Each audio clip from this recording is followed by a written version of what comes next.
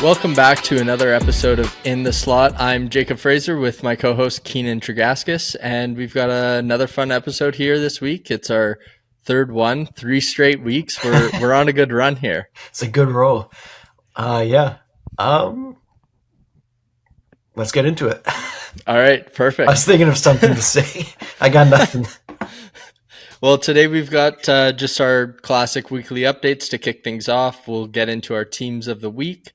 And then we'll talk a little bit about the Canadian teams in the NHL. And then we'll get into some World Juniors and draft prospects talk. Obviously, some question marks surrounding Gavin McKenna to start his college season. So let's get into the weekly updates here. The Vancouver Canucks, they've come out. Jim Rutherford has sent a memo to 31 teams across the league that they're open to business and they're open to selling some of their veterans on their roster. I guess let's kick things off. Like, who are some names that you could see the Canucks realistically selling here if they continue to struggle as they have to start the year?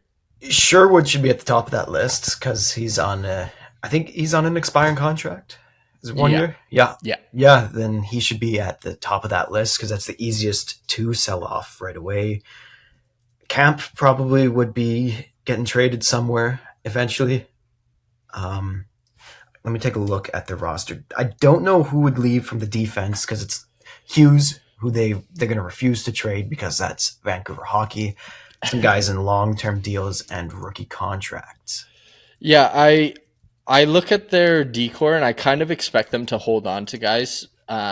Maybe Tyler Myers is a guy that I could see being traded, but he's got the full no move clause and he's someone who loves the city of Vancouver, loves being a part of this Vancouver Canucks hockey team. So I don't know if he would be willing to waive that no move clause, but he's probably the only guy I look on that decor right now and say he's someone that the Canucks would be open to trading.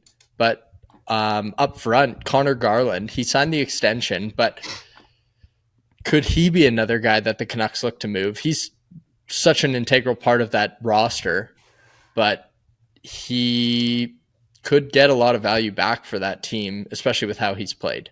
Yeah, I don't like the argument of being an integral part of the roster when the roster is as misfunctional as it is. Like, it's hard to be integral part of something, of a sinking ship that there's no plan to be rebuilt. You got to jump ship at some point and trade off Garland before his no move clause gets in. That could happen. Mm-hmm. But then at the same time, would somebody want that contract paying a player until he's about 36? That's the other part of that one. Evander Kane too, maybe. Yeah, I could see Evander Kane being moved. He's got, I think, a modified no trade clause. I think it's like a 16 or 15 16 team no trade list. Yeah. So he's a guy that they could look to move off of, obviously also on an expiring deal. Maybe they could retain some of that cap space there in order to make a deal more appealing for a contending team that maybe doesn't have the cap space to bring in a guy making $5 million. Mm-hmm. But I mean, I wanted to talk about Connor Garland because we look at how he's played, and yeah, I get what you're saying. Paying him till he's 36, that's a while for especially a smaller player. Like, you expect his body to break down a little bit because he plays such a physical style despite his size. But I don't know, just he's always this energizer for the team, and he is a big part of the reason why Elias Pettersson is back to playing at the level he's at. And so I think a contending team, maybe not even necessarily this season, but someone who's looking to make a real push next year could have some interest in a guy like that to bring in and be in their middle six and play the way he does. Yeah, it's very possible. I think it's tough to say what the Canucks are really going to do because this is never an organization that's had a direction since the cup window closed over a decade ago. They could trade nobody, they could trade everybody, and I wouldn't be shocked. Like, that's just the way the organization is. That's Aquilini hockey.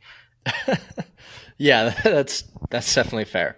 Um, I another guy. Sorry, I'm a little sick over here, so I got a little bit of a cough going on. But another guy, and this will segue into our next update. Thatcher Demko obviously has another injury here. He's missed a lot of time. He's gonna. We're not sure when he's going to be back for the Canucks. But is he a guy that the Canucks would move? And is there a team out there that realistically would be willing to take on Thatcher Demko with that $8 million extension kicking in next year, despite all the injury concerns? The only team that would take him on is the Oilers, and they don't have the money to take him on. Because even a hurt Demko is better than a healthy Skinner. But I just don't see any team with cap space or the ability to move cap space to bring him in would make that trade because of his injury history, because of his current injury, and the contract that he's got for the next 3 years.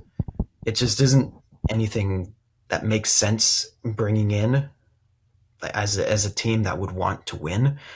You'd just be wasting $8 million. Right.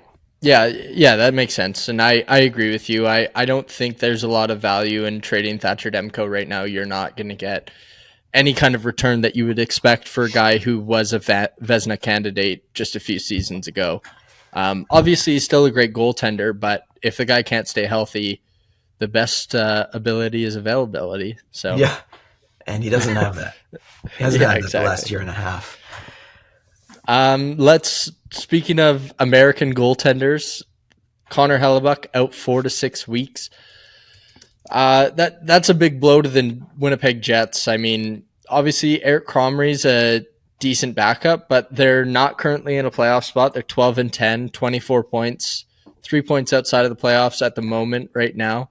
So that's a big blow to them. And does it jeopardize his chances of being a starter at the Olympics? Maybe it depends on how well he looks coming back from the injury right away, especially if this is closer to 6 weeks than four. Because this happened, it happened last week. 4 weeks, he's back at the end of December. 6 weeks, it's the middle of January. Right. And do the Jets, who hope to be in the playoffs again for what would be, I think, the fourth straight year, do they want to risk sending him off to the Olympics after getting back from injury, knowing that he hasn't played well in the playoffs to begin with, and you kind of want him to just have as much rest as possible? I think as a business, that's what would happen. But it's just at this point, it's played by ear. If it's 4 weeks and he looks good, he's going. If it's 6 weeks, I don't think so. Yeah, yeah, I would agree. And I mean, USA has a plethora of elite goaltenders, so losing Connor Hellebuck for Team USA wouldn't be a massive hit. Obviously, I mean, you can argue he's the best goaltender in the league. Maybe not so much this season, but coming off that Vezina season, he's unbelievable. And Hart. Did he win the Hart? Yeah, he won the Hart last year. I don't even remember that. That's crazy. I don't know why I didn't remember that. First goalie since Carey Price, and just completely left your mind. Eh? There's a lot going on, man. It's been a while. But yeah, that he's obviously going to be a massive piece of that Olympic roster for Team USA. But I agree with you. If he's not back to full health, right, with enough time to prepare for the Olympics, I don't know if I'm the Winnipeg Jets if I want to send him to Milan this year, especially if they don't have an arena built for the Olympic Oh players. yeah, We haven't talked about that. We'll have to talk about that because that's crazy. But I forgot about that. we won't get into that today. But one thing last week we talked about Mikko Rantanen's hit from behind on Alexander Romanov. Romanov to miss 5 to 6 weeks, I think I saw, after taking that hit. And then he comes right back the next game and hits Matt Coronado from behind and finally receives that 1 game suspension from the NHL. I didn't realize it was a rule, but NHL Player Safety tweeted this out that if you receive two 5-minute majors in back-to-back games, you automatically get a 1 game suspension. I didn't I realize didn't know that. that either. Rantanen's also not the guy you'd think would get back-to-back major penalties. Yeah. Or sorry, it's not back to back. It's in regular season league games, any player who incurs a total of 2 game misconduct penalties in the physical infractions category before playing in Hmm. 41 consecutive regular season league games without such penalty shall be suspended automatically. All right. I Kind of a didn't know that. weird rule. 41 games. I guess Just half half the the season, season. and then it Yeah. resets, I guess. Well, Yeah. it's But 41 games from the first one. So if you played 20 games, then it's the next 41. right. Yeah. Yeah, Yeah. I think. Well, I guess it had to happen then. I'm not surprised because, well, obviously now that you tell me that rule, but I think he should have been suspended regardless. Yeah, I didn't think the Coronado hit was as bad.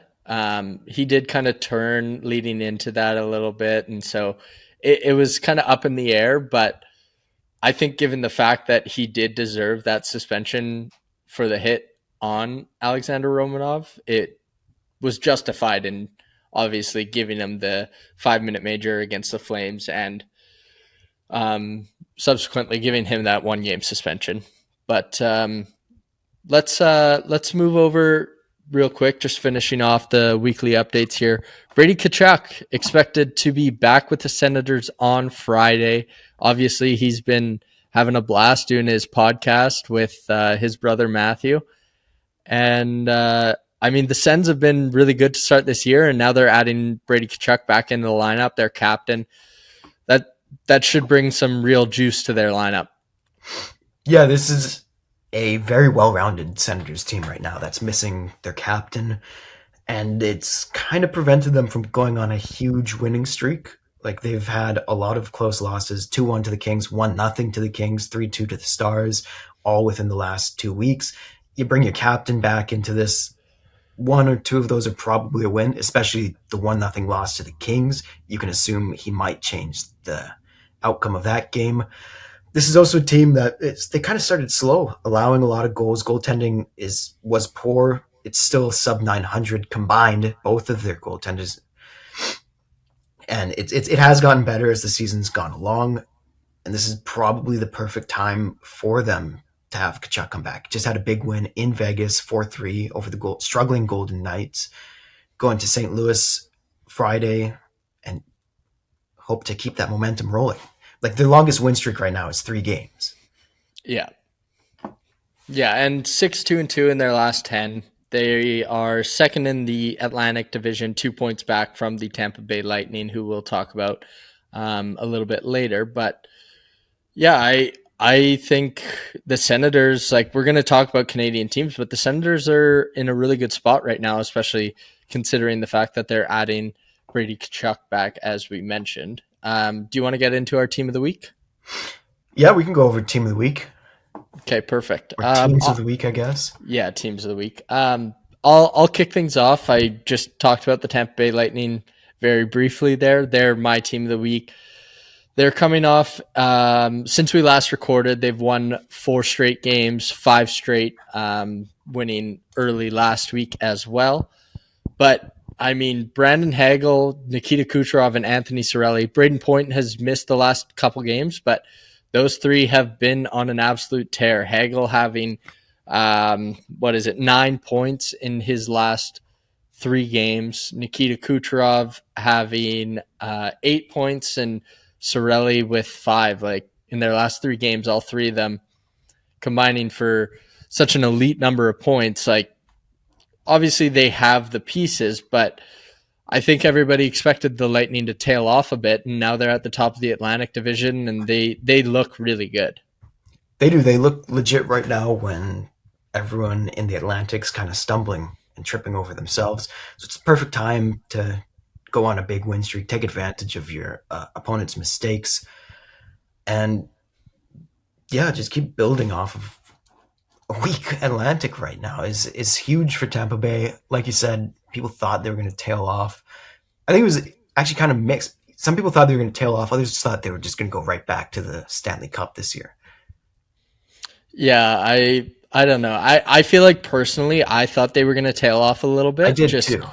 given the age and everything of all their players, and they've lost a little bit of depth. But yeah, I really like how they look right now. Obviously, Andre Vasilevsky is one of the best goaltenders in the NHL. Plays like 70 games a year for them. So it's kind of hard. He's always a guy that when your favorite team is matching up against the Lightning, you're like, how are we going to be able to pot three or more goals against this Yeah. guy? Well, they got three players with over 10 goals already. Kucherov, Hagel, and Gensel. Mm-hmm. Point, geez, Points is struggling. 3 goals in 21 games. Yeah, that's really surprising. Well, I think it's also, yeah, it's surprising, but it kind of says they could get better. If Point comes back and starts scoring again, they could go back on another run. Yeah, they definitely could. But yeah, I mean, like a guy like Hagel going on this run right now, he's a guy that's kind of on the bubble for making Team Canada's Olympic roster. Like, I feel like this stretch, obviously, he's got John Cooper as his head coach, and so that plays into him potentially making the Olympic roster with Cooper also coaching the Olympic team. But I feel like he might have solidified himself a little bit of a spot here, especially if he can continue around a point per game pace with the way he plays the Mhm. game. Like he could very well solidify a spot on Team Canada this year. Yeah. Eh, And like you said, they're top of the Atlantic, mostly because of defense and goaltending. 61 goals allowed, Mm-hmm. second least in the Eastern Conference, side to only Pittsburgh, surprisingly, has allowed the least amount of goals. But that's why they're up to the top. Goals for, everyone's kind of in that same spot in the Atlantic Division. Like everyone's scoring the same amount, basically, but their defense and their goaltending has been locked down, especially the last week. Yeah, in their last 5 games, they've allowed 6 goals. So That's how you it's go on a streak. yeah, it's hard to beat a team that is only allowing just over a goal per game. But let's get into your team of the week. Yeah, everyone knows who the other team of the week is because they're the team of the month at this point. Team of the league, Colorado Avalanche, 17-1-5, 10 straight wins. They might have been on this win streak last time. They were on this win streak the last time we recorded a week ago, maybe 2 weeks ago, to be honest, as well. One regulation loss, no regulation losses at home. But let's look at the last 3 games. Could you tell me what they've done in these last 3 games?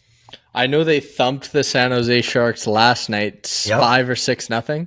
6-0. 6. Okay. They have not allowed a goal in the last 3 games.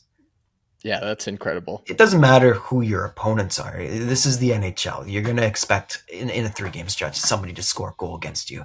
Beat the Predators 3-0, the Blackhawks 1-0, and then, like you said, thump the Sharks 6-0. They're in a league of their own right now. Oh, 100%. And the thing too is like they've got Kemper back, but or sorry, not Kemper, Blackwood back.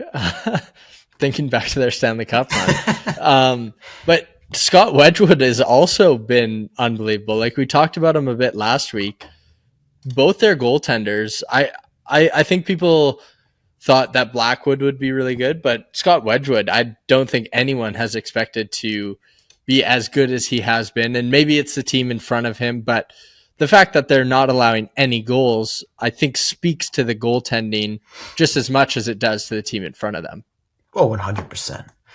But yeah, like Blackwood, Blackwood, he's played 5 games and 2 of them are shutouts. Yeah.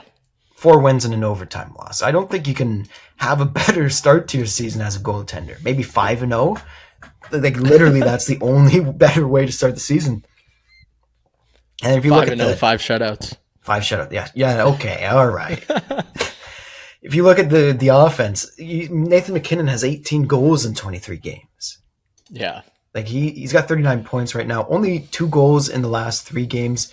You don't need him to score that much when you're not allowing any goals. They're just a complete unit right now. They're building a huge lead in not only the Central, but the West. And their lead isn't even that big in the Central. It's only 5 points over Dallas. Yeah, and I wanted to talk about McKinnon because he's on pace for 140 points this year. Yeah, huge. 65 goals or 60, yeah, 65 goals, 75 assists.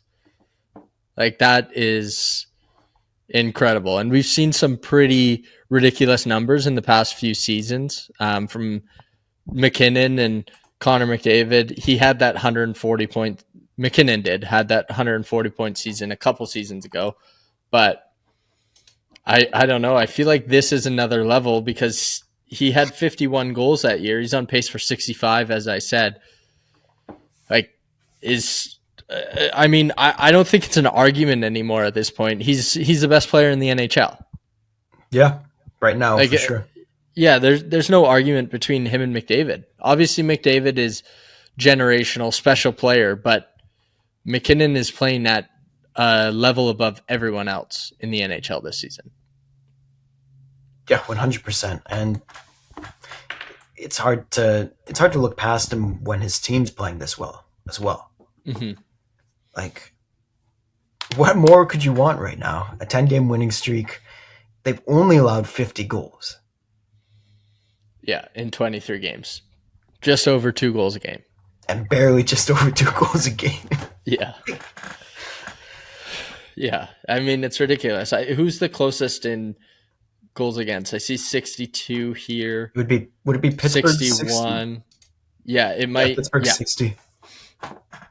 Yeah. And So, they lead the league in goals 4 by 10 over Anaheim. yeah, that's ridiculous. It's an insane start to the season. Maybe they could use the services of Kiefer Sherwood. Yeah.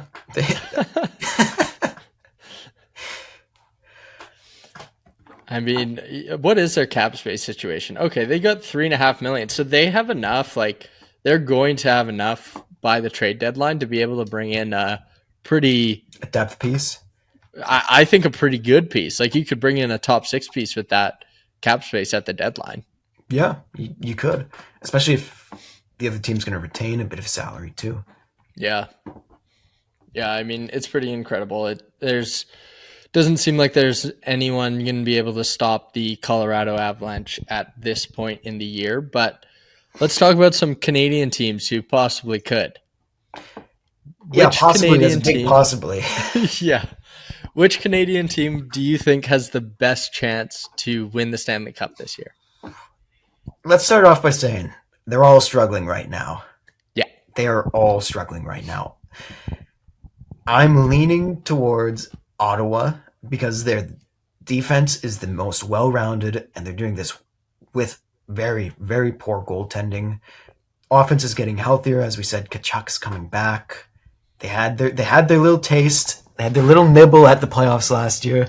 If any team's going to take that step forward, based off of what we've seen so far this year, it is the Ottawa Senators, because Edmonton doesn't have a goaltender. Toronto has no identity, and Winnipeg is without their MVP for a month. So they're going to be fighting an uphill battle in a tough Central Division. The only realistic answer right now is the Ottawa Senators. Yeah, I would agree, but I mean, you can't count the Oilers out. Like, that's the thing. 100% you can't. You mentioned like they don't have a goaltender. You're 100% correct in that, but they're third in the West or fourth in the West. Yeah, fourth in the West in goals for. Like, they're still scoring at a really good clip. It's just the fact that Stuart Skinner can't save anything, and It's like a Calvin beach Pickard's ball. not much better. Yeah. So, I mean, there have been rumors of the Oilers bringing in a guy like Jordan Binnington, who obviously is having a bad season, but he's proven that he can do this. And so, Also, if he's a guy, yeah, go ahead. sometimes a change of scenery is all someone needs. Yeah, exactly. I think if they can bring in a goalie like Jordan Binnington, or just realistically any upgrade, that they're the favorite out of the Canadian teams to go back. That's very fair. I do have some doubts on them bringing in a goaltender because it's going to be tough. It doesn't matter how bad St. Louis is playing. It's going to be tough to get Jordan Binnington off of them. Mhm. The asking price is going to be high. And I just like the way the Senators are like line up. I like the way they've been playing so far this year. but I 100% will not count the Edmonton Oilers out until the 82nd game has been played and there's an E beside their name. Mhm. That's when I'll count them out because the moment the playoffs happen, they enter another level. Yeah, and I mean one thing we didn't mention, and this gives me like I agree with you. It's the Ottawa Senators right now because you look at the path that the Oilers would have to go through. Let's just assume that they make they're a top three team in the Pacific Division. Okay, Okay. they're second or third in the Pacific. They're either going to have to take on the Golden Knights or the Anaheim Ducks, Seattle Kraken, LA Kings. Dude, They can get through. if they're playing the Anaheim Ducks, there's gonna be a lot of 6-5, eight Yeah, five there is. games. But they can get through those teams for They sure. can. Yep. But in the Western Conference Finals, they're going to meet either the Dallas Stars or the Colorado Avalanche, Yeah.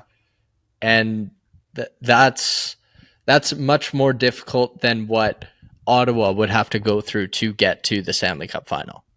Yeah, you're going to need a better goaltender to get past Colorado. I won't say Dallas because they got past Dallas last 2 years with Skinner in net.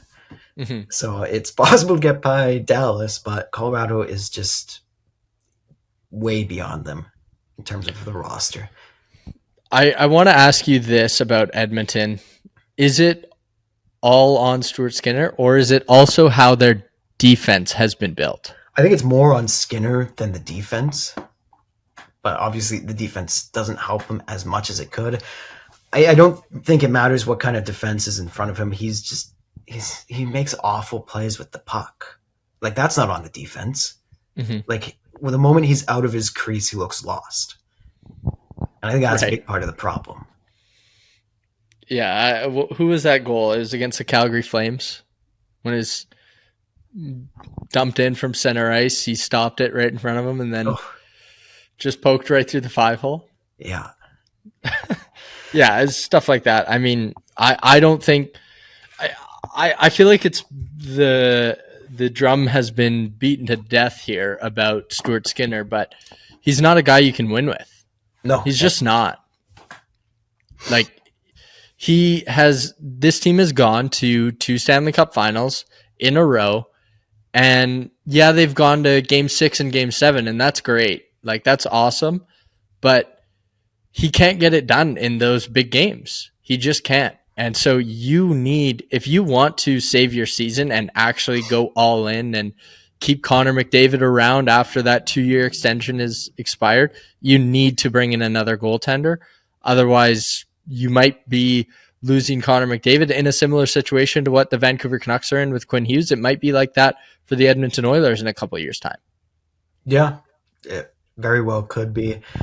And it's going to be an interesting next couple of weeks. I don't think they wait until the deadline. You can't wait until the deadline. No. Kind of like Colorado last year.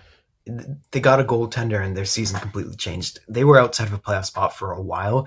I think until this point in the season, if I recall correctly, they brought in both Blackwood and Wedgwood, immediately turned their season around, and they made the playoffs.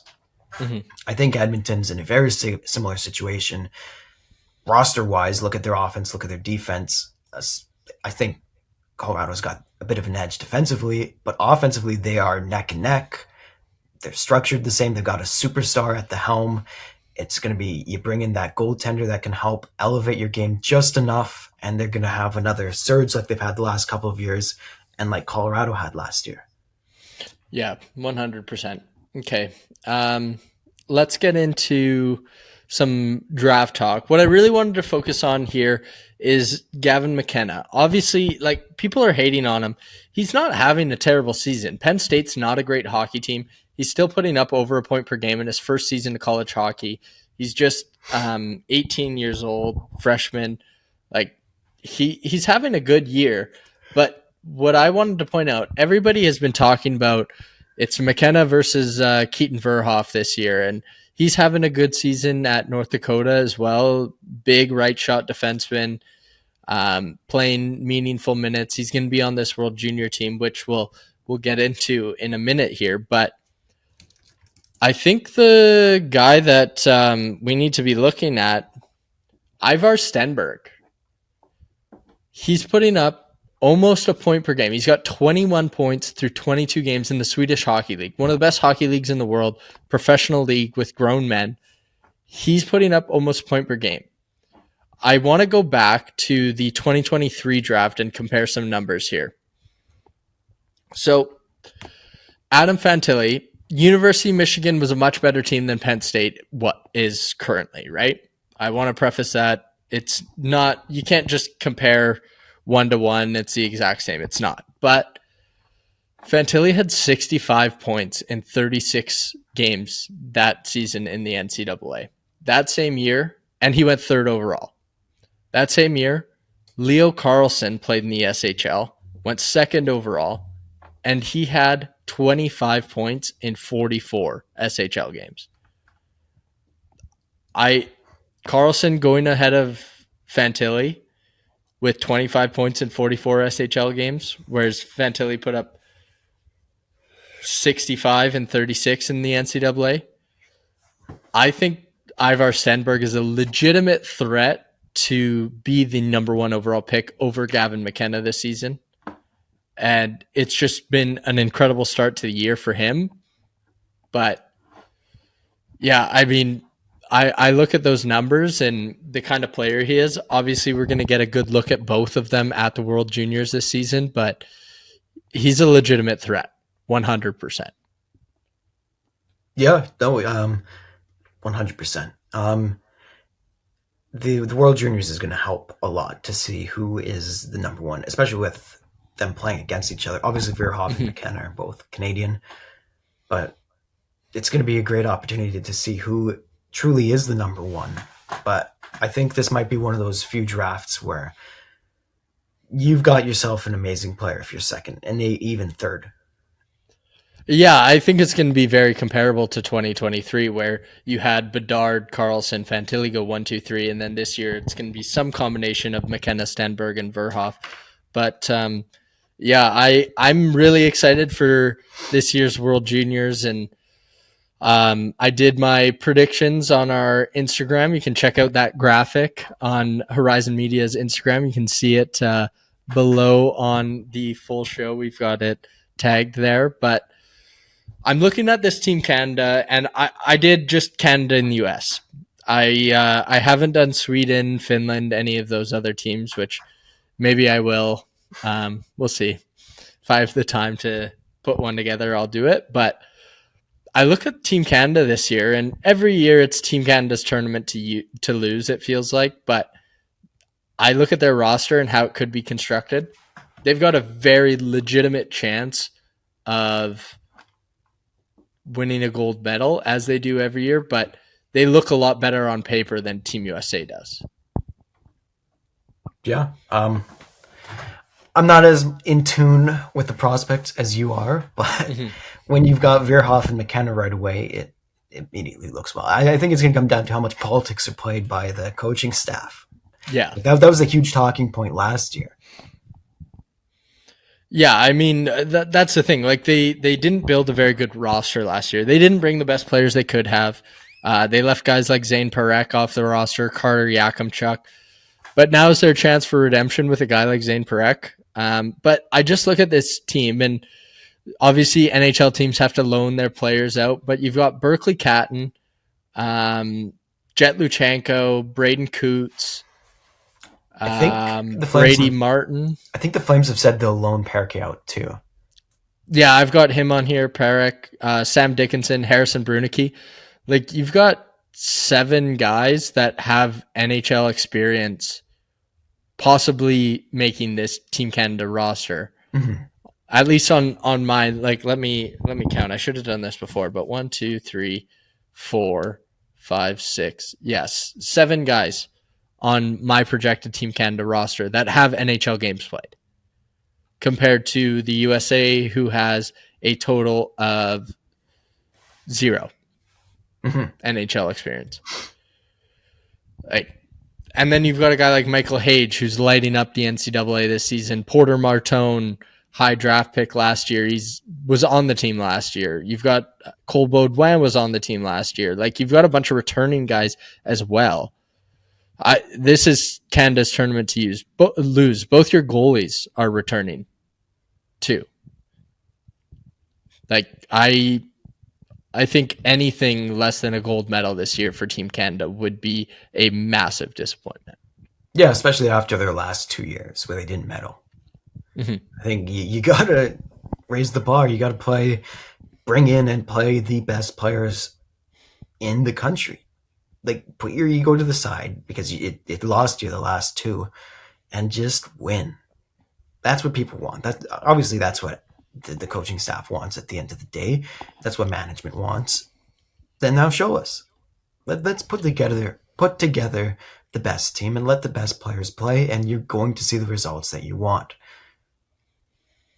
Yeah, 100%. And like last year, they tried to build this roster that had guys that could penalty kill and power play specialists and all of this stuff. All of these top prospects can do all of that. Like, there's a reason why they are the top players in junior hockey and in the NCAA. They can all take on those PK minutes. You got a guy like TJ Ginla, who's known as a very good two-way forward. And yeah, he's got offensive flair, but he can play those gritty PK minutes for you. You've got Braden Coots, the Vancouver Canucks prospect. He can penalty kill for you. Like, all of these guys are penalty killing for their junior hockey teams.